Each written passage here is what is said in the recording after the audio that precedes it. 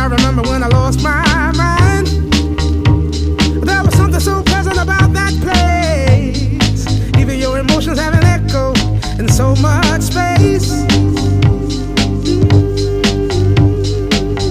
And when you're out there without care, yeah, I was out of touch. But it wasn't because I didn't know enough. I just knew too much.